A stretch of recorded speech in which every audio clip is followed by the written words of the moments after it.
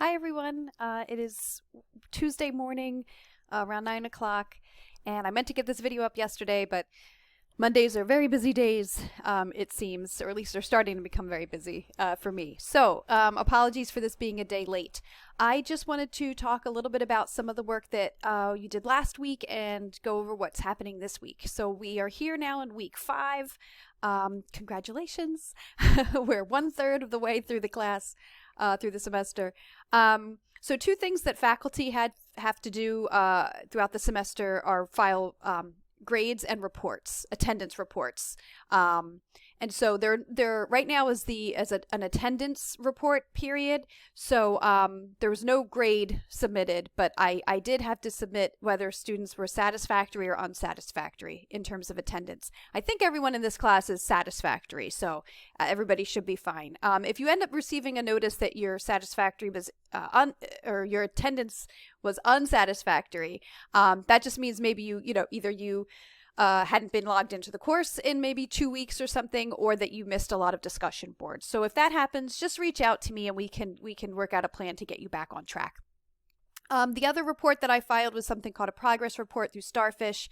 So you're either going to get a notice saying like, keep up the good work, or you might get an email notice saying, missing assignments or some other kind of concern, something like that. And you should be getting these for all of your classes, not just our English class. Okay, so surveys. I had that survey and got a lot of great feedback. It's interesting. The thing people most mentioned was that they wish that the class was face-to-face. And obviously that's out of all of our control. And spring will be online as well. I think everybody knows that at this point. So we're going to continue with the virtual learning at least through the spring semester. The second thing that people talked about were these flip grids for the discussions. Some people really liked them and thought that it gave them a chance to kind of see and hear, the faces and voices of each other and like that. Other people did not like that. So I think what I'm going to do is send out a brief survey.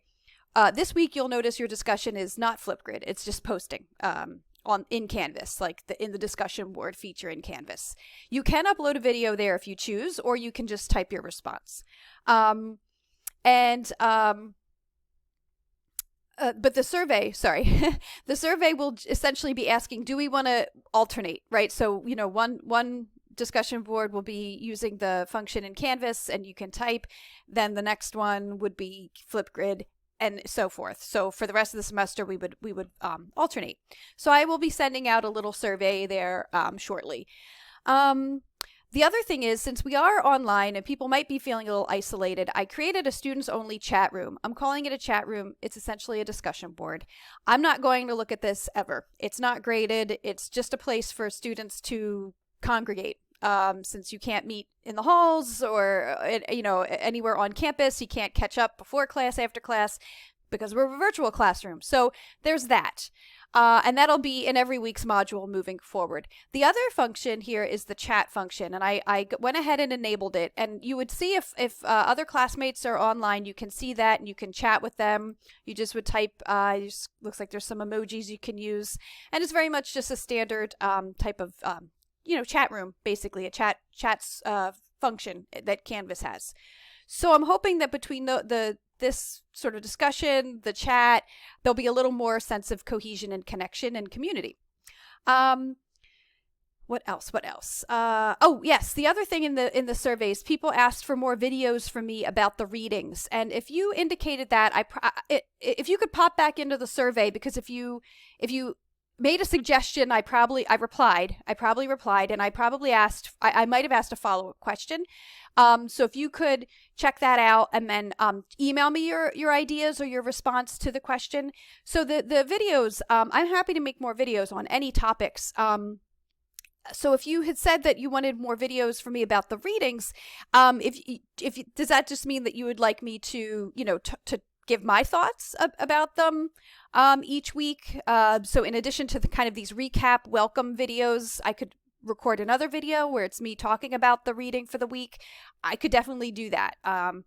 So just let me know if that sounds like something that's interesting to you. You just email me. Okay, so essay number 1. They were due Sunday. I did not get a chance to start them yesterday. My plan is to start them today, but it usually takes a good week for me to grade all the essays in my classes when, because I have them all due at the same time.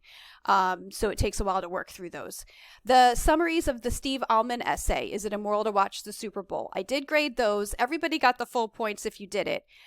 Please check that similarity percentage from Turnitin. If you're anything above 11 or 12%, you're getting into plagiarism possibly territory, right? Certainly anything in the 25 or higher similarity percentage, either you're quoting too much if you use quotation marks, or if you didn't put the words in quotes, then you're really running the risk of plagiarizing Steve Almond.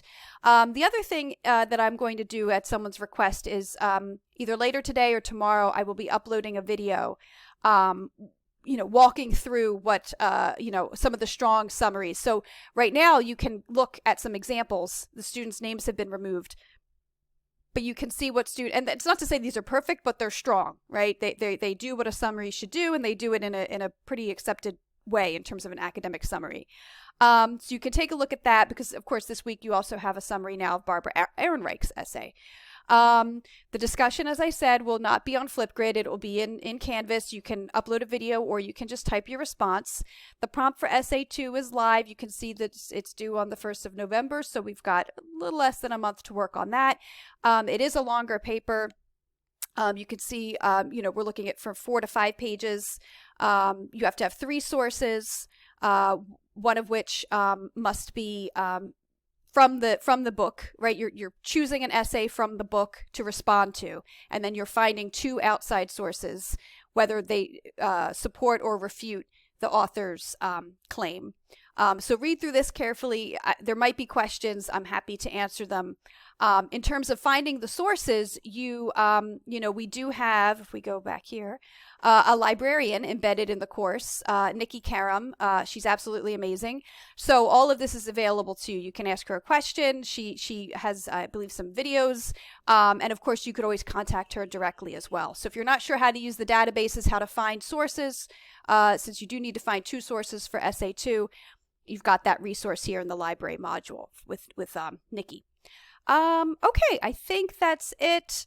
Yes, I mentioned the Starfish progress report, to be getting those emails. Great. Okay, so if you have any questions, please let me know. As I said, I will be working through essay 1 slowly. I tend to give a lot of feedback on the first essay of the class, and then the idea is that moving forward in subsequent essays, you don't get quite as much feedback from me. You would refer to the first essay to get a sense of where your areas for possible improvement are. But that's about it. Email me with questions. I hope you are having a good week. It's Tuesday, so it's still early in the week, and I'll see you all later. And there'll be more, that survey will be coming from me about switching between the discussion board and Flipgrid for the rest of the term, and then the video where I talk about summaries. So those will be coming, shortly. Okay, thanks so much, everybody. Bye-bye.